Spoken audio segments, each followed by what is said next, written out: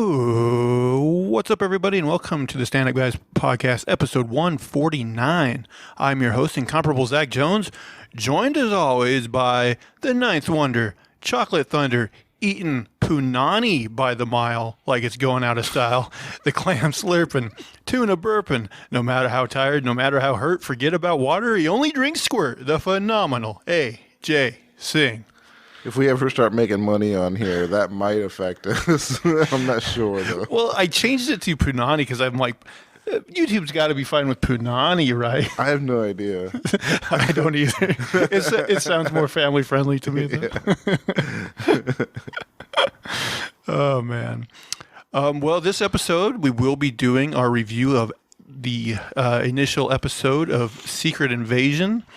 But we will save that to later on, just in case anyone hasn't seen it yet, because we will be doing spoilers in that review. But AJ, besides Secret Invasion, have you been watching anything else? Nothing at all, except for these billionaires stuck in a submarine. That was kind of interesting news to me. You know, I didn't go into the details on that story, but like. Okay, what exactly happened and how many people were in that thing? 5 people were in it. I think one of them was the guy who actually runs it, like who controls the submarine and whose business it is. He was controlling it with a Logitech controller. Like, yeah, one of those crappy ones that he had to buy because there was nothing else. It was kind of like a makeshift, like, build as you go kind of submarine, like... There was no like codes or anything that it was up to. There was no like, previous outline or anything that they went like. I don't know. Maybe they had like their own versions that they were upgrading, but from what I understand, it was pretty much made like several years ago, and it's been shoddily doing the work of going down to the Titanic and like giving people this tourist experience. But people who went down on it previously talked about how shoddy it was and how dangerous it was and how many waivers they had to sign. So, I mean, the people who got into it knew exactly what they were getting into. I think like 3 different times it tells you you have a good chance of dying, like Jeez. You have to sign that away. So they knew what they were getting into. But yeah, it was just very...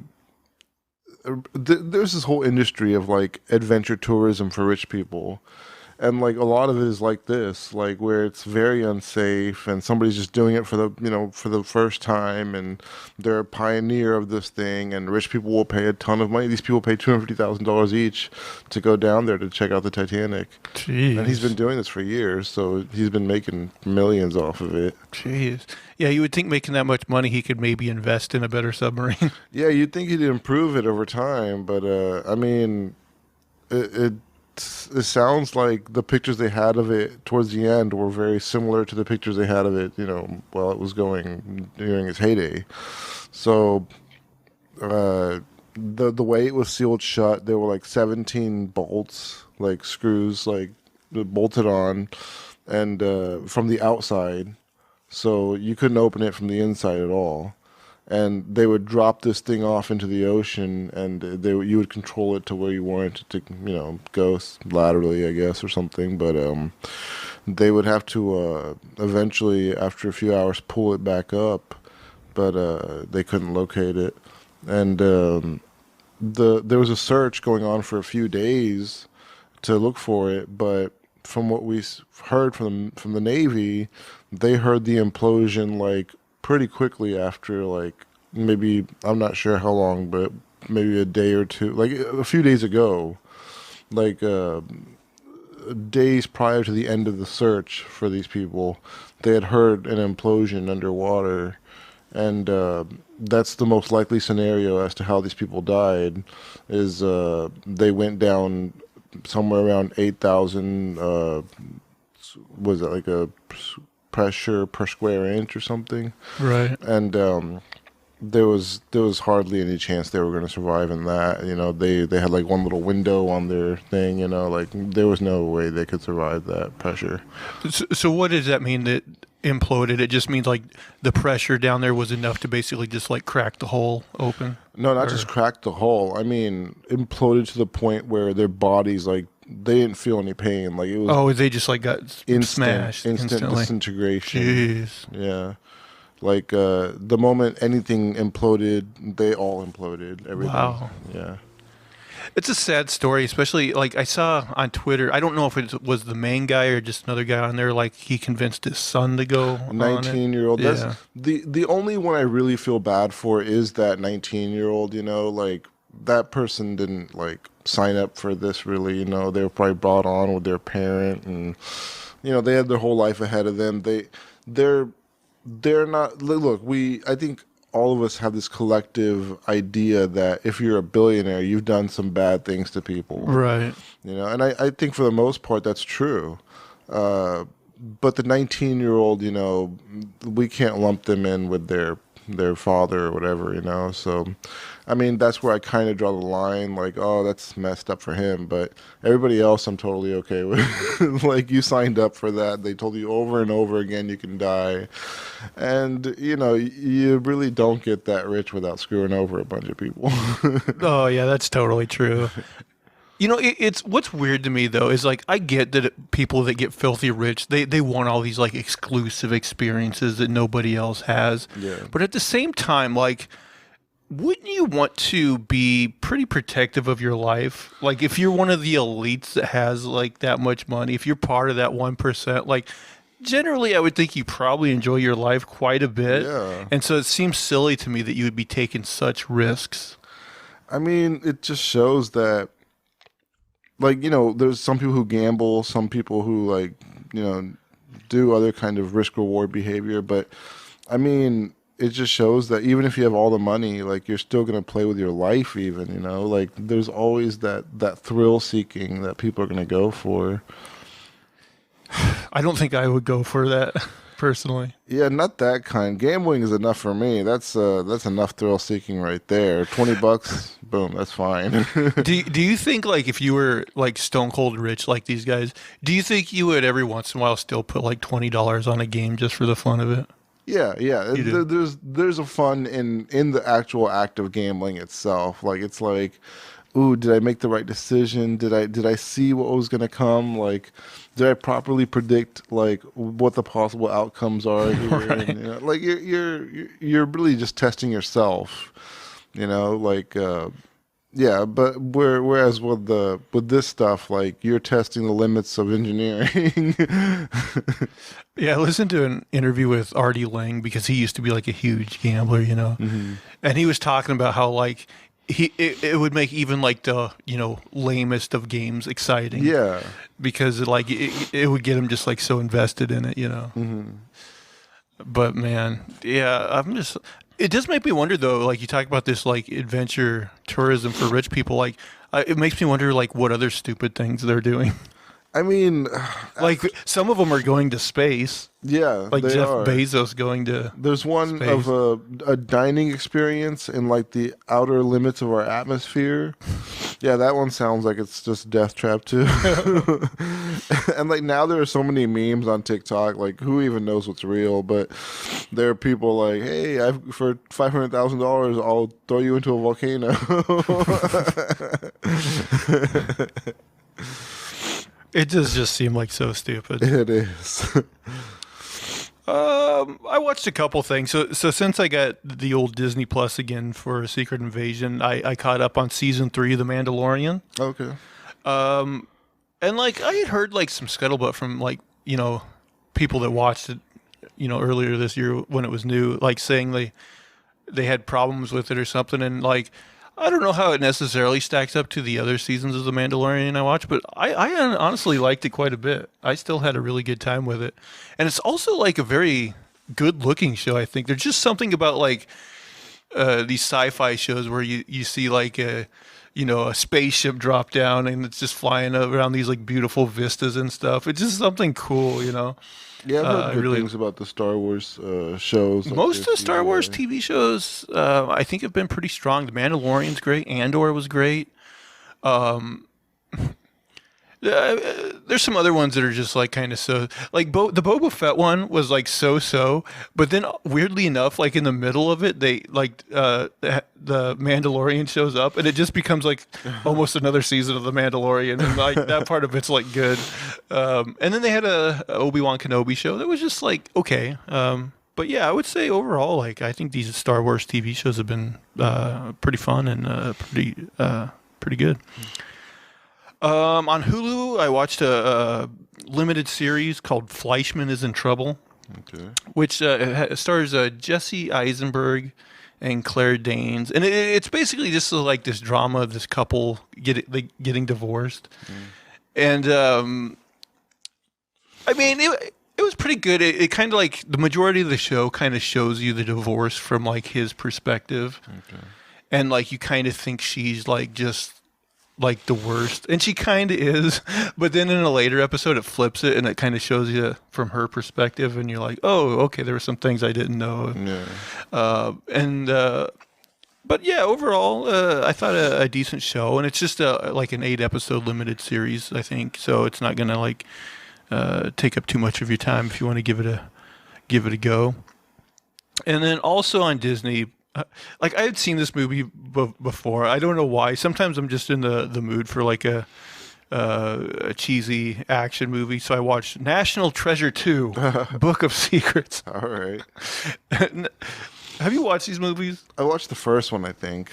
I mean, the thing about these movies is like they're filled top to bottom with like cliches and like very like convenient things. Yeah. But at the same time, like I'd be lying if I said I didn't have some fun with it. Like the characters are likable and it's cheesy, but it's fun.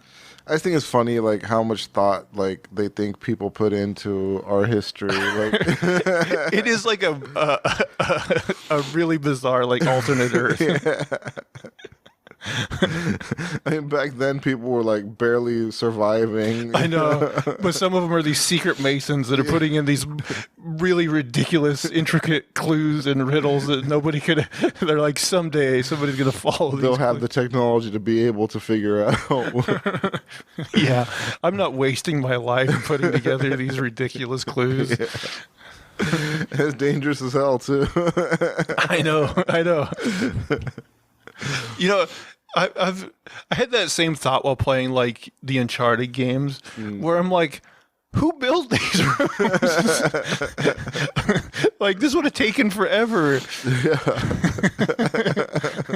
And putting in these intricate puzzles, like how? Like this is more impressive than building the pyramids. It just seems like somebody who had way too much time on their hands. Like, you know, what if somebody was looking for this stuff, you know, and we made it by some chance. It really is a ridiculous thought, and just like how they like, you know, break into like Buckingham Palace and the White House and all this stuff, and you're so like, easy. There was one season of a National Treasure like TV show on Disney Plus as well, but like it got canceled after one season, so I'm like, maybe this isn't worth a try. It wasn't. If it wasn't good enough for season 2, maybe I shouldn't waste my time on it. Of course, I probably shouldn't have wasted my time watching this movie to begin with. I mean, you can't recreate without Nicolas Cage. That's true. He really is the secret sauce. Yeah. I mean, who else? He is a hard person to replace, really. Yeah. Maybe what's his name from Jurassic Park? He has a similar weird energy.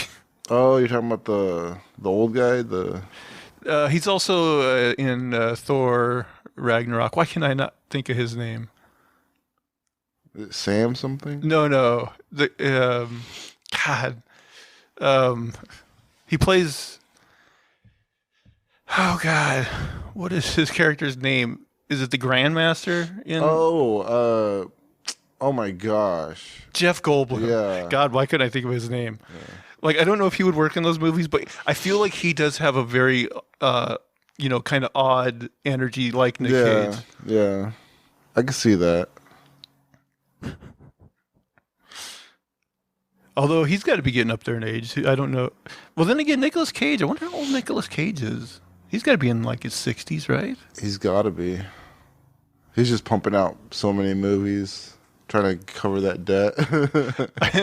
He's got to be paid off with the IRS by now, doesn't he? He's got to be. I mean, he's made so many movies. The thing with Nicolas Cage is like maybe that's a good strategy. Like he's like they say quality over quantity, but he like maybe there's something to be said for quantity. Like he makes so much stuff that a few of them are bound to be genius. I mean, he gets paid enough, right? Like if you just make enough movies at like $5 million per or whatever, even like $5 million might be lowballing for Nick Cage, but yeah, I don't know what like his price is, but he's so inconsistent quality wise, you know. Yeah. I mean, he always like goes for it, but sometimes it's terrible and sometimes it's genius. That's all you can ask. But he gets consistent work. Yeah. How much money? Slight spoilers for The Flash, but how much money do you think he got made for his like terrible CGI cameo in The Flash? 250,000. God, I would hope they didn't have to pay that much. It's Nick Cage. He needs money. They certainly didn't spend that much on the CG. No. Now that we got his face, try to make it look as real as possible for $50. Well, before we get into the Secret Invasion review, I did have a few funny stories. Well, one of them's funny and the other one's a little disturbing, but we'll see here. So I got some story time here. Okay, so this first one. Naked creep busted having passionate sex with a tree in a busy UK park. By busted, do you mean he was busted or he did bust? I think they mean he was busted by the police, but who knows? Then right off the bat, they're busting out a pun. He branched out from the bedroom. A naked creep was arrested for allegedly kissing, caressing, and having passionate sex with a tree at a popular public park in England. Oh, I mean, he was making love in this case, it sounds like. Yeah, this is creep. Like this sounds like a lover who was taking care of a tree that. Well, some onlooker did take a picture. Okay, all right. Grossing out onlookers and baffling police. The nature freak was caught on camera peeling off his clothes and rubbing passionately against the stump of a conifer in Wiltshire Queen Elizabeth Gardens on Tuesday afternoon. Cops and witnesses told Wales Online. Quote, I was just walking in the park with one of my mates, and we saw a man hugging a tree and thought it was interesting. We walked closer, and as we did, we saw his trousers were down, said a witness who shot footage of the incident. I started recording, and he just started taking off his clothes and kissing the tree. After I stopped recording, the police turned up and started following the man around, then arrested him. Roughly 25 people were cooling off in the green space during the unidentified 40-something's bizarre attempt to become one with Mother Nature, prompting calls to the cops. Police said the leaf-loving perv was busted on suspicion of an indecent exposure. The twisted nature lover was captured on camera taking off his clothes. I wish I had this kind of confidence. Like this guy did this in front of 20. Molesting confidence? Yeah, like he said, "Oh, I'm just gonna molest this tree in front of 25 people," and I don't think it's a big deal. I don't care like what the consequences are. I mean, it's just tree hugging. Leads to tree kissing. Leads to this. I mean, yeah, it definitely led to something. Officers were called to Queen Elizabeth Gardens shortly after 4:30 p.m. following several reports from members of the public regarding a naked man. A spokesman for the Wiltshire police said he was taken to custody and has been released on bail while inquiries are ongoing. The odd outdoor incident came the same day an award-winning Penn State professor was charged with allegedly committing sexual acts with his dog on a state forest trail.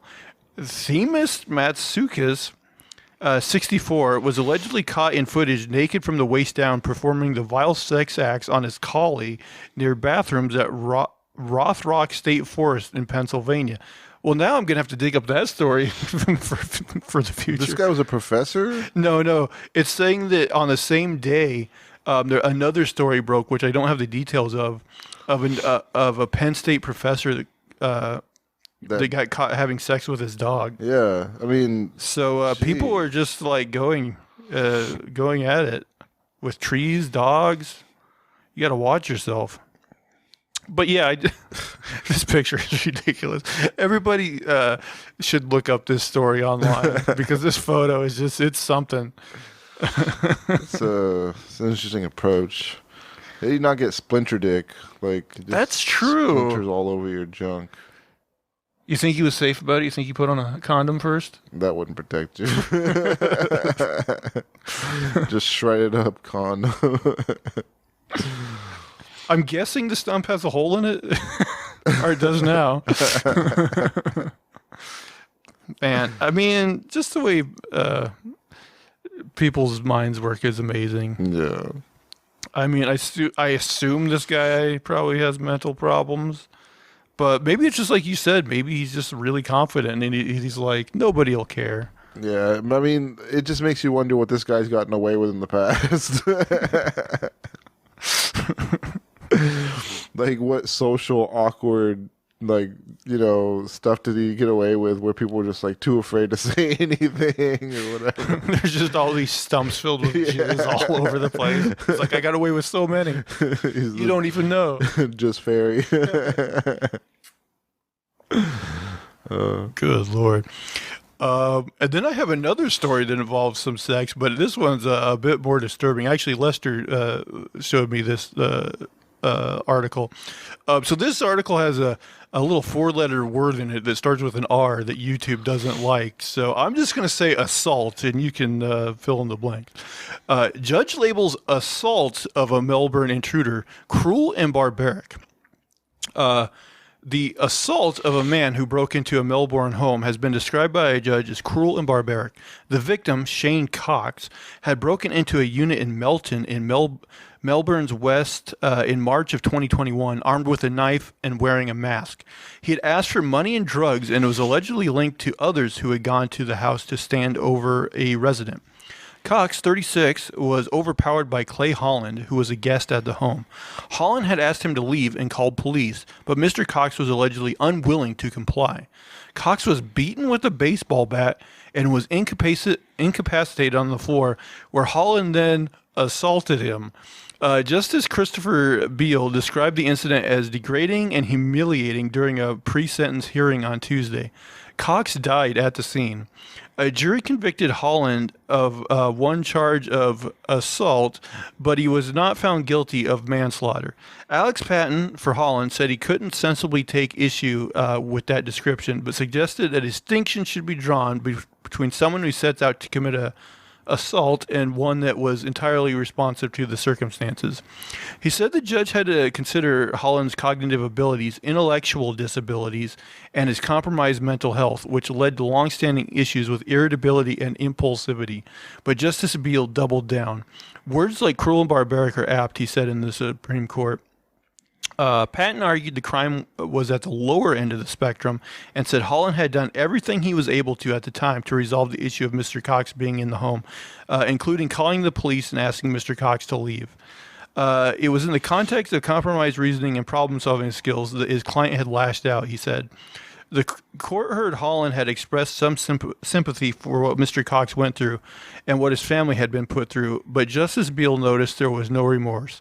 Cox's sister and partner both described losing a man who had been their protector. Holland will be sentenced at a later date. I mean, this story is so weird because, obviously, this guy breaks in with a knife, maybe going to do something horrible, but he gets beaten with a baseball bat, and then this guy, does what he does to him to death. Yeah. Boy, oh boy. It's just two crazy people ran into each other. It feels like one was maybe a little crazier than the other. Yeah, it does sound like maybe this guy had developmental disabilities or something. They just say mental problems. They don't really go into everything, but good lordy, I guess crime really doesn't pay. Yeah. I mean, it's quite a leap to go from we told him to leave, so we raped him to death. Like, that's, I don't know. You can't really make that argument either. So it just sounds like two criminals ran into each other. I'm glad he got caught. I remember like, something my parents always told me as a kid, and now, like, a part of me is like, is that they used to say that, like, if you like shoot or kill somebody in your home, like, you're within the bounds of the law. Like, if it's an intruder, because they actually like entered your home. Yeah. And like, I don't know if that's true. I mean, obviously, this case is a little bit more disturbing. But like, if he would have just stopped at beating him to death with the baseball bat, or if he would have just like shot him, like, would he be in the clear? Like, right? Would it just be a case of self-defense? Well, this guy broke into my house with a knife. Self-defense. He's dead. That's probably true. Yeah. But like, I don't know. Yeah, I mean, that's way more cut and dry. Like, you could at least make the defense argument, but I mean, there's no defense for this. I mean, it could be like a psychological defense. Right. I mean, that's probably what they're going to go for ultimately when they like go to sentence him or whatever. I don't know. Yeah, that's, I don't know. That's rough. But yeah, what a crazy headline. That is nuts. I mean, that guy was going to bang somebody at some point. Like, he was going to do something like that. I don't know if it's going to be legal. If he had that violence like in him, yeah, you imagine at some point he was probably going to do it to somebody. Yeah. So maybe in that way, this is like the best circumstance for it to happen. I don't know. Yeah, I mean, you hate to put it this way, but at least a criminal dealt with another criminal. I guess so. Yeah. But now this guy's going to go to prison, and who knows, he might do it even more. Yeah, that's true, too. It's no holes barred there. No holes barred.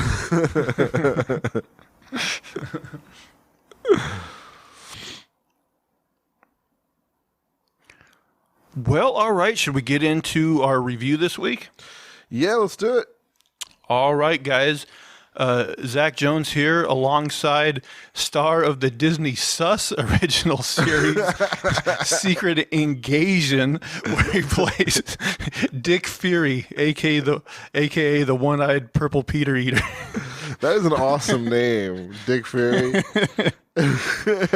Once again, that's on Disney Sus. You'll suspect you ordered the wrong streaming service. Enough of that nonsense. This is going to be mostly spoilers as we go through the show, the episode. But what would just it's always hard to like gauge a series just from like one episode. But spoiler free, like what did you think of this first episode? I thought it was it laid out everything we needed to know. Like, I thought it was good in the exposition dump. I think it's a fairly compelling storyline.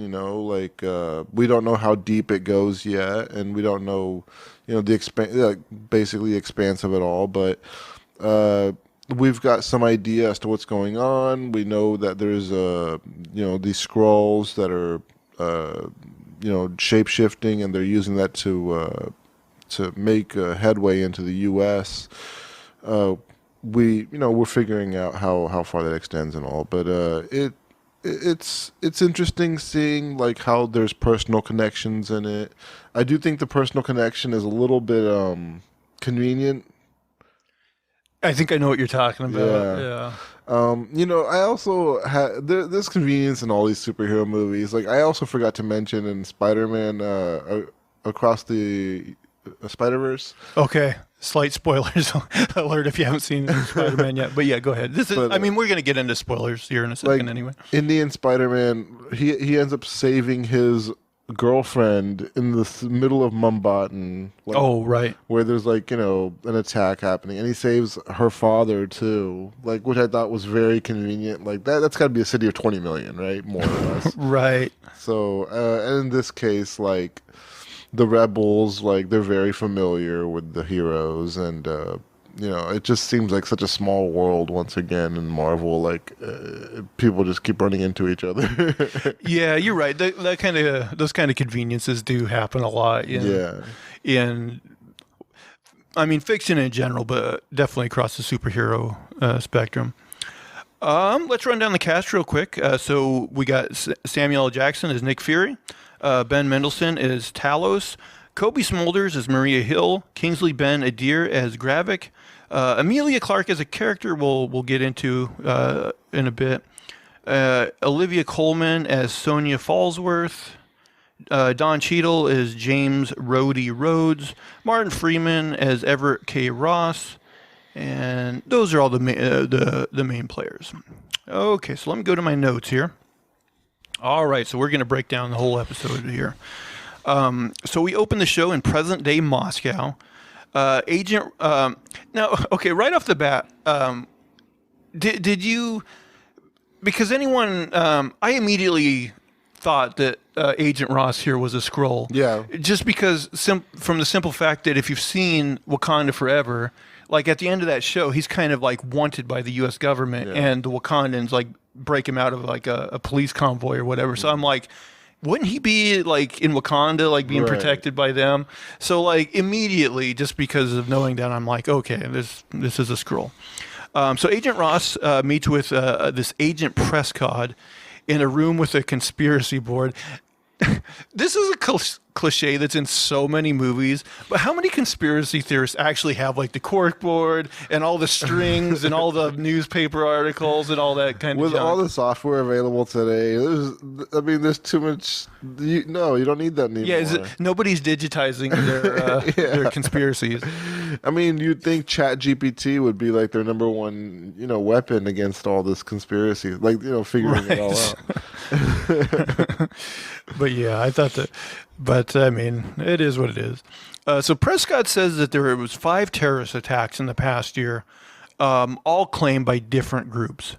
So his theory is he thinks someone is architecting a world war, basically doing all these like false flag operations to get different countries mad at each other.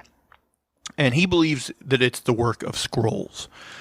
Ross says that the Skrulls are our allies, and they only contact people through Nick Fury, who is currently on like the what they call Saber in this show, which I believe in the comics they call Sword, which is like the big like space station that kind of monitors alien activity. Yeah, there's Shield and there's Sword.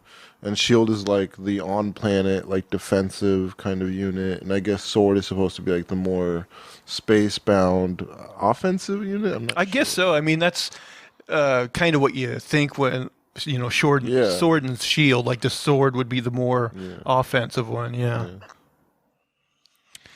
So Prescott gives Ross this device containing evidence of a big upcoming attack. He says.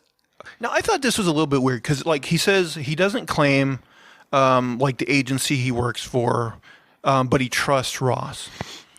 And then Ross, I forget what his exact line is, but he basically claims that the evidence will go where it belongs. And I don't know what tips Prescott off here, but Prescott then, like, immediately attacks him. Yeah. So do you know, like, because he's like, oh, I trust you.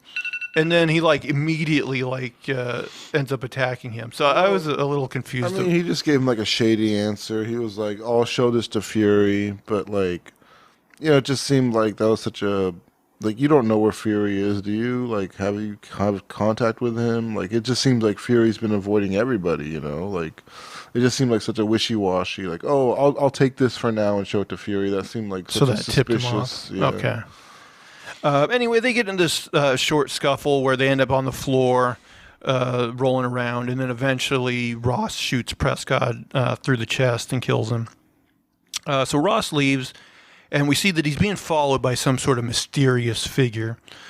He calls Maria Hill for an extract, and she's like, oh, you're so many blocks, like 6 blocks away from me, so you got to run.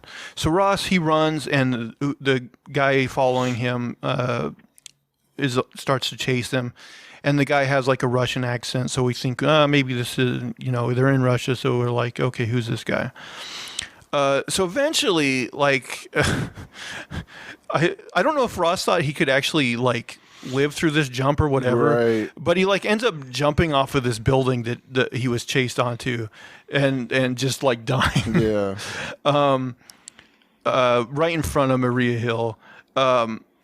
So his pursuer shows up and like Maria Hill like points her gun at it, but that ends up being Talos, who was of course originally revealed in the Captain Marvel movie. He's like a Skrull that's been working with Fury. Anyway, Talos was this Russian guy, in disguise. And then Ross, once he dies, turns into a Skrull, to nobody's surprise. Okay, so now we move over to Nick Fury.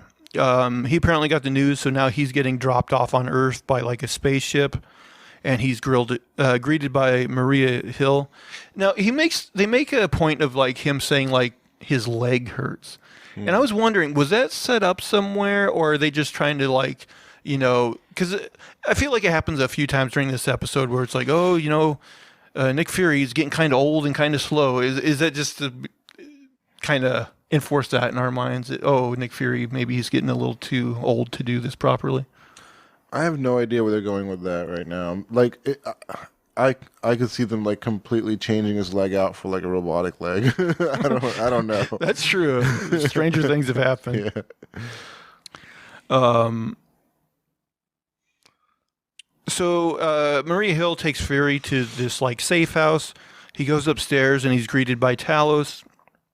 Talos has I believe he called it like a sky flower that either he planted or his wife had planted. We find out that his wife, Soren, somehow died.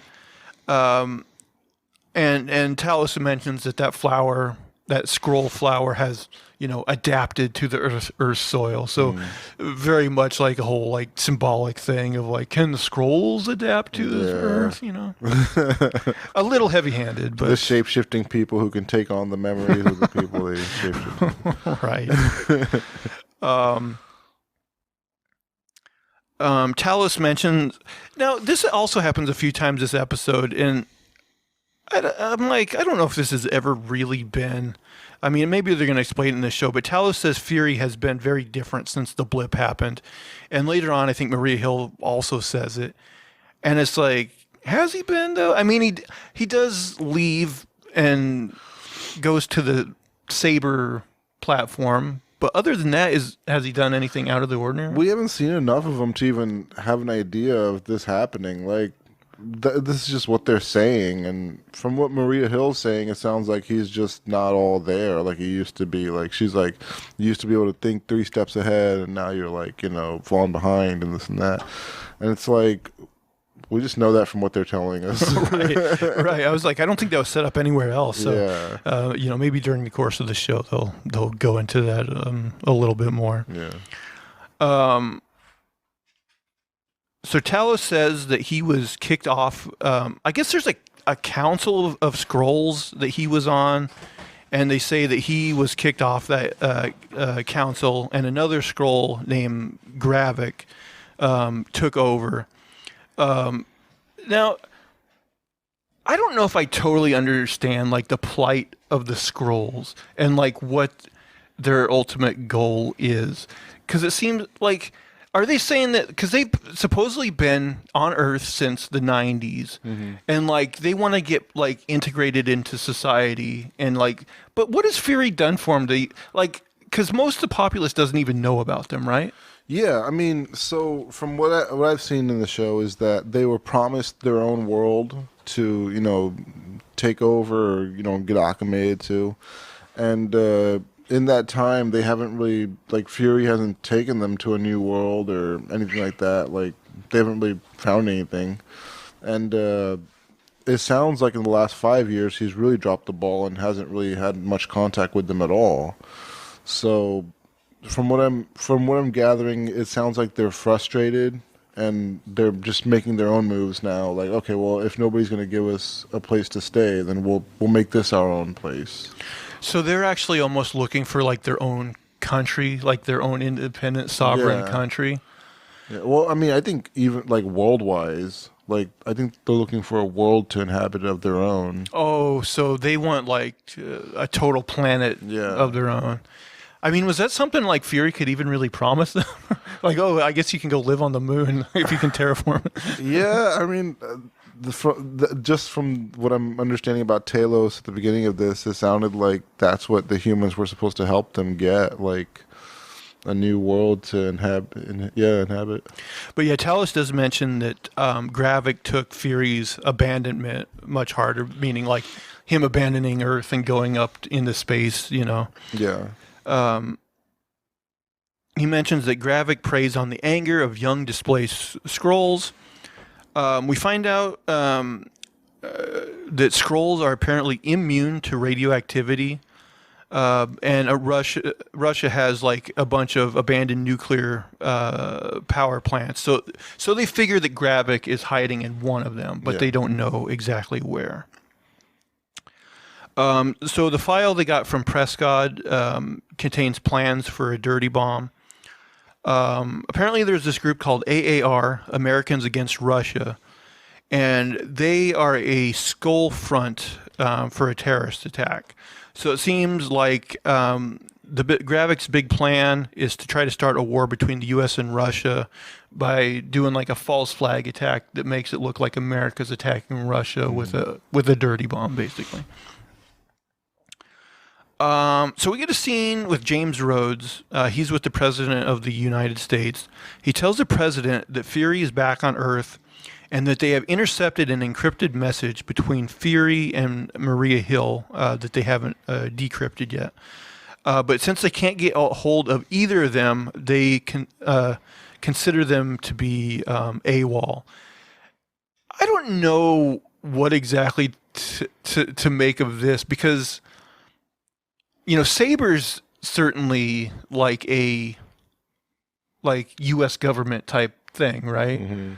So I don't know. They're saying that since Fury made it back to Earth, he's broken up contact and gone rogue. Is that what they're saying? And like, I don't know why Fury would necessarily do that because I would think he would want like the resources of S.H.I.E.L.D. or the U.S. government on his side. So I don't know. Yeah, that doesn't make sense to me either. I don't know if that totally makes sense, yeah. So Fury says he's going to go for a walk. So he goes for a walk, and I guess it's worth mentioning that he sees various people, because this will kind of come back into play later. Like, he sees this lady on a park bench. He sees this little girl playing with a ball. And then right after that, he's black bagged by these men and thrown into a van. So when he's unbagged, we find out that Fury's captors work for a lady named Sonia, a British agent. And she turns around to give him a drink, and he instantly puts like a small camera on like this owl statue to spy on her. He asks Sonya what she knows about... I forgot to set this up, because during that scene with Maria Hill, Talos, and Nick Fury, they did mention something about this heist that they thought Gravik was behind, where like some possible weapons or, I don't know, bomb components maybe were stolen. But it was a very quick scene, but it comes back right here. So Fury asked Sonya if she knows about a heist of a black market storage facility in Kazakhstan. Sonya claims she doesn't know, but Fury says he knows that she's lying and that she knows something about it. Fury suggests that they work together, but Sonya says that he's lost his edge. So this is another thing where she's like, "Oh, Fury, you're getting too old in the tooth. You don't. if it was your young you would have already." Known what was stolen in Kazakhstan. It makes it sound like Fury is like this aging basketball player that everybody sees like slowly falling apart, but we never saw it. So I don't know. It really does. Something that I guess takes some of the steam out of this whole series is we know for a fact, just from the trailers, that Fury is going to be in the Marvels movie. Yeah. So, you know, it doesn't seem like he's going to die unless we find out for some reason he does die, but like Talos becomes him to keep his like thing going, which I guess is a possibility. But man, you would think eventually though, like Nick Fury, you know, Sam Jackson, like they're gonna have to write him out of the MCU eventually. Yeah, he's like 70 something. Right. So, but who knows? So now we move. A man walks up to a gate, looking like a human, and he's greeted by. There's two guards on the opposite side, and then Emilia Clarke shows up. So the Skrull's name is Beto, and Emilia Clarke's like, I want to see your true form. So he shapeshifts, and he is indeed a Skrull. And she says, welcome to New Skrullos, which isn't a very original name. Yeah, very lame. But there you go. So this is a facility somewhere outside of Moscow. I think maybe there was a thing on screen that said how many miles or whatever, but somewhere on the outskirts of Moscow. So Emilia says, so they go to this compound. It turns out to be Gravik's compound. This is where he's hiding. Emilia Clarke's character says, warriors get to leave the compound. So she's like, you get to choose. You can be a warrior for the cause, or you can just be like a regular person. But if you're a regular person, like you're trapped here, basically. You got to stay in the compound. If you decide to be a warrior, you can go outside of the compound. So we find out that the Skrulls have machines that allow them to take the memories of any humans they catch so that they can blend in better. Yeah. I mean, that's just an amazing tool. Like, you could conquer the world so easily with It really is, but at the same time, I get why they did it, because, like, we talked about this when we talked about Spider-Man, the whole thing of, like, Spider-Man 2099, like, taking over himself in the other thing. It's like, even though he looks exactly like his other self, there's going to be enough difference in that universe that eventually other people would figure it out, you know? True. And so it's maybe convenient, but they kind of do need something like that to cover their tracks and make it make sense. Yeah. So Fury's hidden camera in the owl ends up giving him a lead to follow. I believe, like Sonya says, like there's a guy who is a suspected bomb maker, but he's also like a art restorer, and so they know to go after this guy. But they also talk about how this is going to require them to take out some MI6 agents, which makes Talos a little bit uncomfortable. So Gravik has this guy that works for him that's, I guess, like his lieutenant, and he tells him that Fury is in town. And then he also ends up giving Emilia Clarke's character some cash. She's supposed to go and purchase 2 packages from this guy and get them to a safe house. And that guy being the Russian bomb maker. So Talos, Emilia Clarke first like goes to the area. And she kind of looks at this car, and I don't know if she can make out that there's a MI6 agent there or whatever. Yeah. But she kind of spots this guy, and then she leaves. And then it turns out this guy in the car is an MI6 member, but Talos has taken over, like, his partner. Mm-hmm. So Talos ends up, like, I think knocking this guy out. Okay. So now Fury and Talos are heading into the building that this bomb maker's in. Emilia Clarke's character has already gone in and purchased the bomb parts from him and left. and Maria Hill happens to see her and decides she looks suspicious. So Maria Hill starts following Emilia Clarke's character, which again is kind of convenient. But I guess you go like, oh, Maria Hill's just a good spy, so she figured it out or whatever. So Talos and Fury start interrogating this guy, and he turns out to be a Skrull, and he knows who Talos is.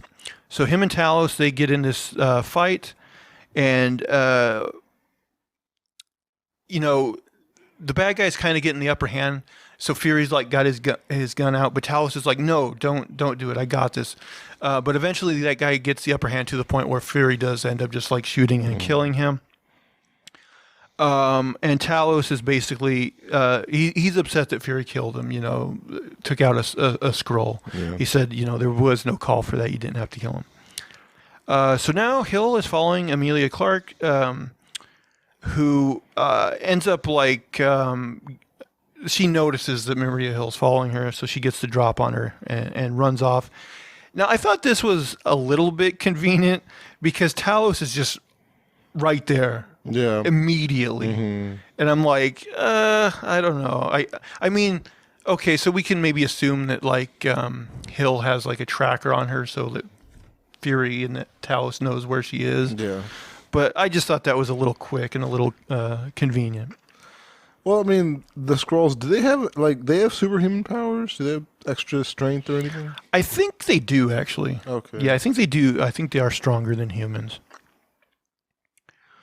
So yeah, Talos immediately shows up and he begins to pursue Emilia Clarke, her character.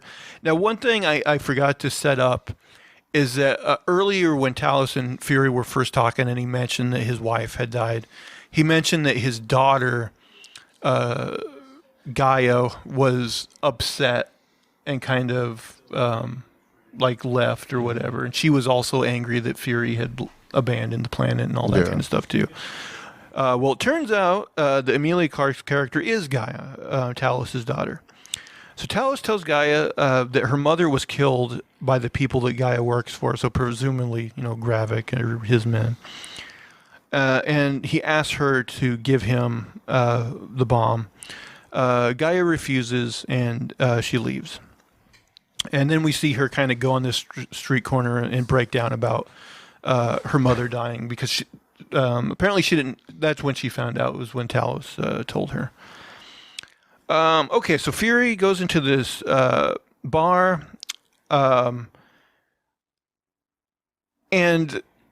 I forget. He has a conversation with like this like old guy at the bar, and everyone in the bar seems to be like mad at him. Which I wasn't sure exactly what the story was there.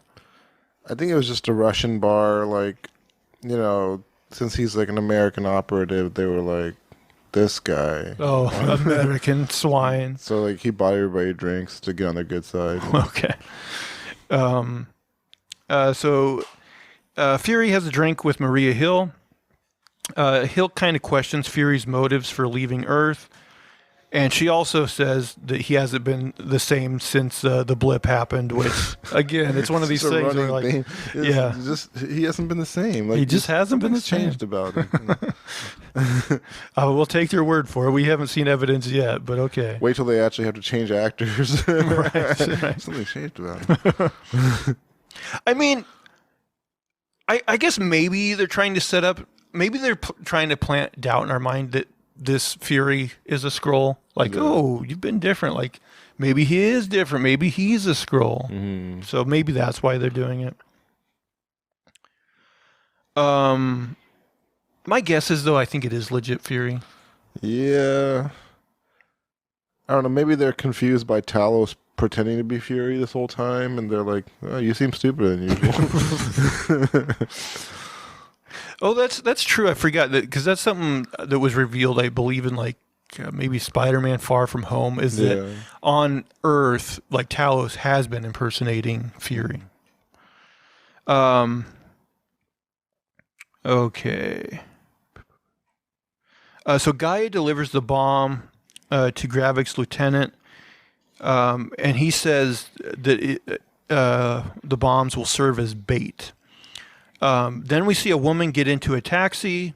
When it parks, the woman is revealed to be Gaia because she's also a Skrull. So, and the driver was Talos. So like they're really playing it safe, pretending to be people until they're in the clear. So Gaia reveals that there are 3 bombs in total, and Gravik knows that Talos will try to interfere.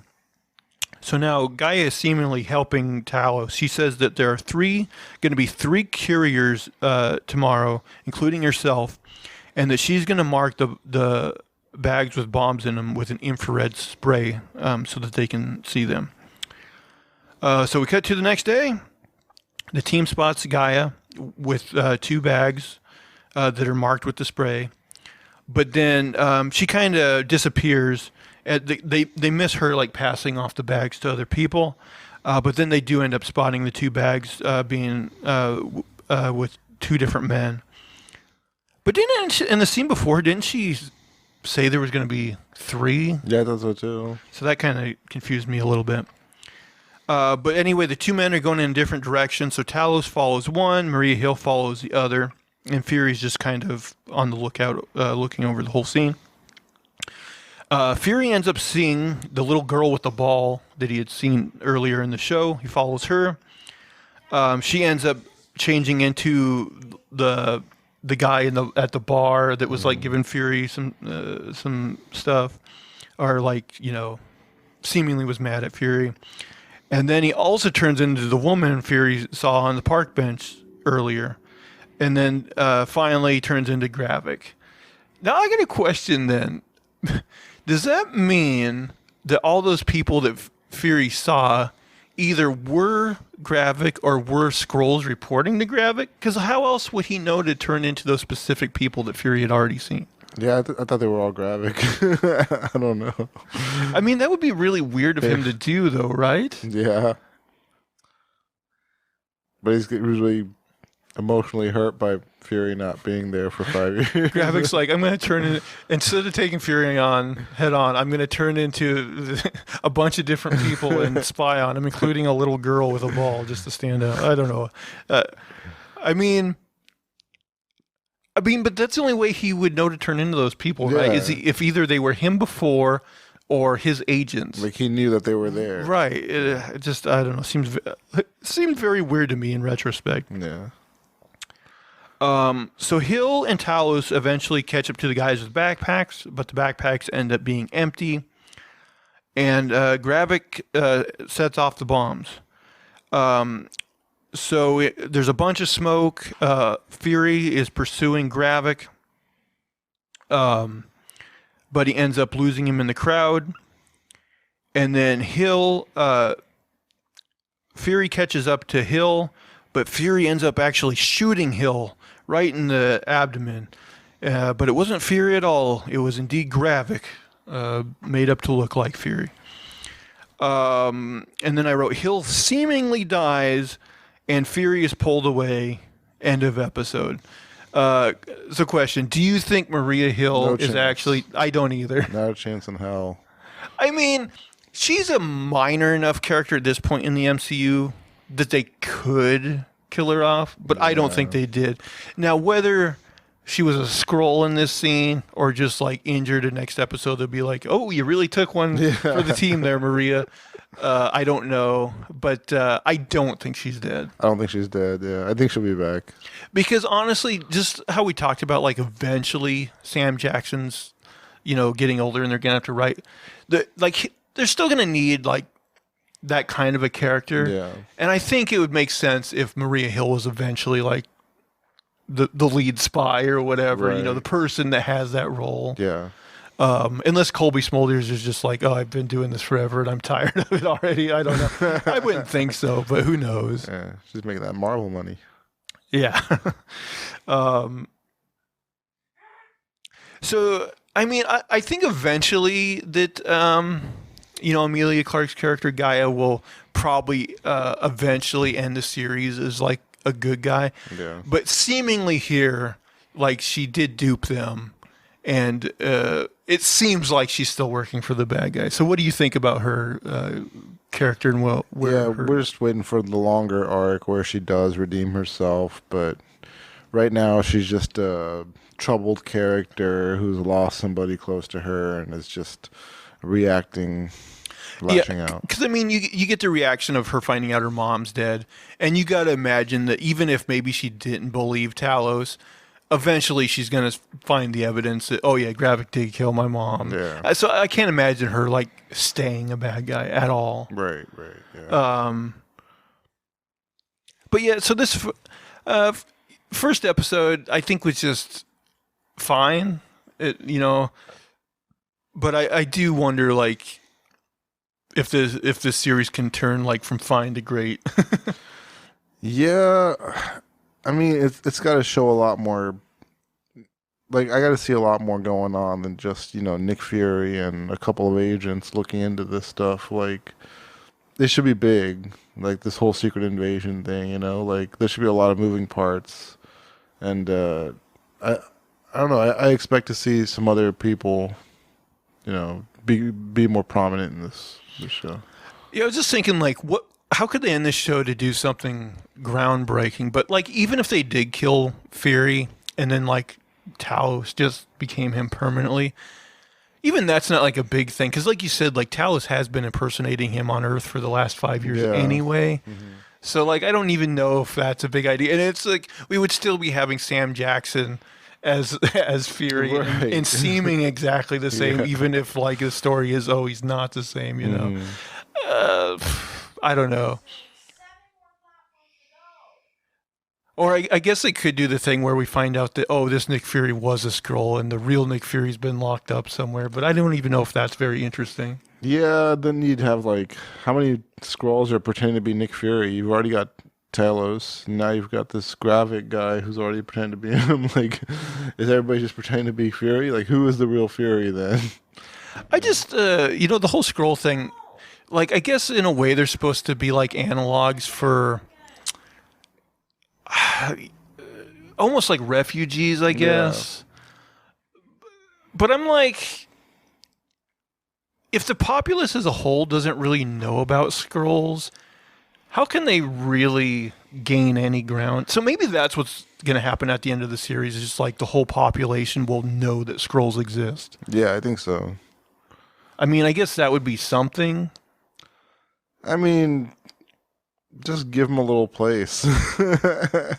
That's what it's going to end up being, right? They'll give them some fake island in Marvel. Like in the comics, how the X-Men had like Genosha or whatever. Right. Yeah. It'll be one of those things, right? Yeah. So what would you give this particular episode on a scale of 1 to 10? I'm thinking I'll give it like a 6.5. I think it was solidly like okay. Yeah, I'd give it like a 5.5. Like I'm hoping the best is yet to come. Yeah, it wasn't a bad start. It just to me it was kind of setting up things, which it has to do, but maybe a little middle of the road. Yeah, I do hope like pacing wise, like they finally, because that's something like we talked about with like Miss Marvel and She-Hulk, is like we would get halfway through the series and we're like, how are they possibly going to wrap this up in a satisfying way? And it was like, eventually found out, oh, they weren't. Right. But so I'm hoping the pacing of this show will be a lot better than those shows. Yeah, same here. But yeah, let us know in the comments below what you thought about this episode, and if you're excited for the remainder of the series. We hope to keep doing these reviews. Although next episode, AJ, will be our 150th episode. All right. And I believe if our schedules can work out and everything, we'll also be reviewing Indiana Jones and the Dial of Destiny, which should be fun. What do you think? Now, you've only seen like one of the Indiana Jones movies, haven't you? Yeah. Like Temple of Doom? Yeah. So I'll be interested. We watched the one that we thought was about Indian people. It was kind of about Indian people. It was a documentary, so it'll be interesting to see your perspective on that movie, not having seen all the other ones. But yeah, we hope you guys will tune in for that big 150th episode. AJ, are you back on Twitter yet? No, they're still killing cats on there. Man, I'm lucky that never came through my feed. But anyway, we thank everybody for joining us today. Like I mentioned earlier, please leave comments, thumbs up, subscribe to us both on the YouTube channel and on the podcast in audio form on your podcast service of choice. And if you want, you can come and follow me on Twitter at Zach Jones Live, ZachJonesLive. But that is going to do it for all of our shenanigans and poppycock this week. Please, please, please tune in again next week. Bye, guys. Take care.